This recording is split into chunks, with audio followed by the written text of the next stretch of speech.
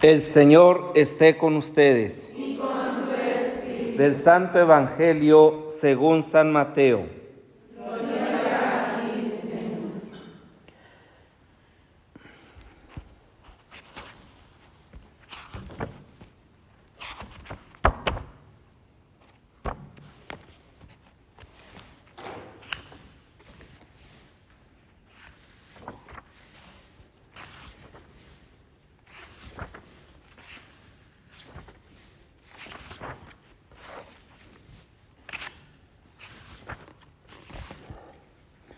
Del Santo Evangelio según San Marcos. En aquel tiempo, Herodes había mandado apresar a Juan el Bautista y lo había metido y encadenado en la cárcel. Herodes se había casado con Herodías, esposa de su hermano Filipo, y Juan le decía: no te está permitido tener por mujer a la esposa de tu hermano. Por eso Herodes lo mandó encarcelar. Herodías sentía por ello gran rencor contra Juan y quería quitarle la vida, pero no sabía cómo, porque Herodes miraba con respeto a Juan, pues sabía que era un hombre recto y santo y lo tenía custodiado. Cuando lo oía hablar, quedaba desconcertado, pero le gustaba escucharlo. La ocasión llegó cuando Herodes dio un banquete a su corte, a sus oficiales y a la gente principal de Galilea con motivo de su cumpleaños. La hija de Herodías bailó durante la fiesta y su baile les gustó mucho a Herodes y a sus invitados. El rey le dijo entonces a la joven: pídeme lo que quieras y yo te lo daré. Y le juró varias veces: te daré lo que me pidas, aunque sea la mitad de mi reino. Ella fue a preguntarle a su madre: ¿qué le pido? Su madre le contestó: la cabeza de Juan el Bautista. Volvió ella inmediatamente junto al rey y le dijo: quiero que me des ahora mismo en una charola la cabeza de Juan el Bautista. El rey se puso muy triste, pero debido a su juramento y a los convidados, no quiso desairar a la joven y enseguida mandó un verdugo que trajera la cabeza de Juan. El verdugo fue, lo decapitó en la cárcel, trajo la cabeza en una charola, se la entregó a la joven y ella se la entregó a su madre. Al enterarse de esto, los discípulos de Juan fueron a recoger el cadáver y lo sepultaron. Palabra del Señor. Gloria a ti, Señor Jesús. En Eikaren, el lugar de la visitación, existe una piedra, pues poco más pequeña que ese espacio, y según la tradición, durante la persecución de Herodes, ¿sí? Herodes I, este es Herodes el hijo de Herodes I, este es Herodes Antipas. Según la tradición, cuando la matanza de los inocentes, pues lo lógico es que Juan Bautista hubiera sido también asesinado en aquella muerte de tantísimos niños que murieron bajo la espada y la dictadura y la desazón y la maldad de Herodes.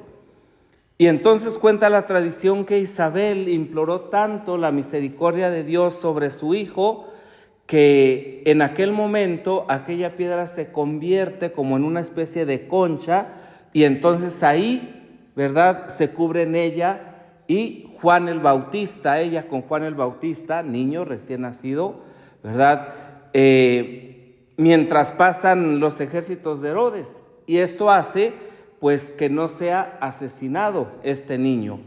Pero sin embargo, la trayectoria que nosotros vamos a ver precisamente en este evangelio de cara a Juan Bautista, pues es precisamente una persecución constante, no solamente contra Juan Bautista, sino contra la verdad y contra la dignidad de la persona, contra la honestidad, contra la transparencia, ¿sí? Y contra todo el plan y el proyecto de Dios y que Dios vino a traer para la humanidad. Es importante darnos cuenta cómo la primera lectura, ¿verdad?, que es precisamente continuación de la de ayer, Pablo continúa dándole rienda suelta a la pluma y habla desde el corazón y nos dice precisamente, ¿verdad?, que él no ha venido a adular a ninguna persona, sino que ha venido a anunciar el evangelio de Dios, y el evangelio de Dios es Jesucristo, con el cual él se encontró, al cual él salió al paso, y que por lo tanto, ¿verdad?, pues este evangelio ha de ser proclamado y predicado a todas las naciones durante todos los tiempos. Y esta era precisamente la misión del precursor. Como que tenemos una idea equivocadísima de Juan el Bautista, y muchas veces hemos escuchado decir, ustedes parecen más discípulos de Juan el Bautista que de Jesús.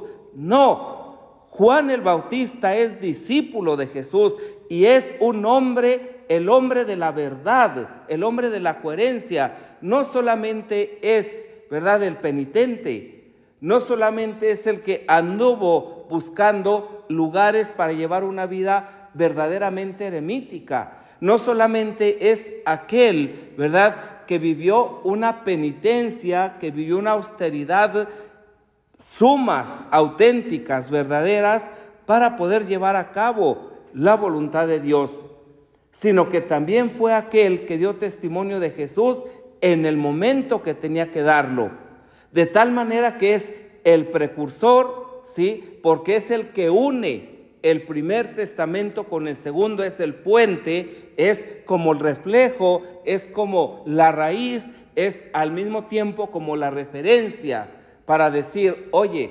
verdaderamente, ¿verdad?, pues Jesús de Nazaret no surge de la nada. Jesús de Nazaret tiene una historia personal también.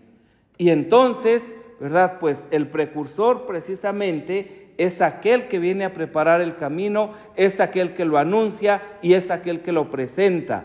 Este es el Cordero de Dios ante el cual yo no soy digno ni de abajarme para desatarle la correa de sus sandalias.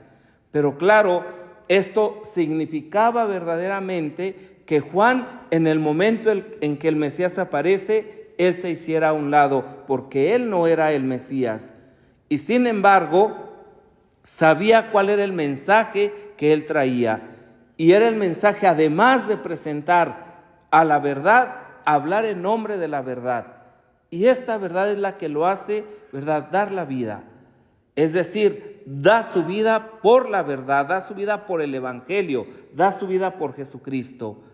Entonces nos dicen, es el precursor en su nacimiento, el precursor en el anuncio del reino y el precursor en el martirio, ¿sí? Y claro, el precursor, sin lugar a dudas, ¿verdad?, que nadie, ningún hombre ha sido elogiado como él en labios de Jesús, ¿sí? Entonces es importante darnos cuenta cómo cuando se es coherente, ¿sí?, no vamos a complacer a las personas, Y este es el caso precisamente de Herodes Antipas. Sí, pues qué bueno que me guste cómo habla, pero al final termino matándolo. Es un autoengaño también, es una hipocresía, es una falta de verdad, es una falta de coherencia.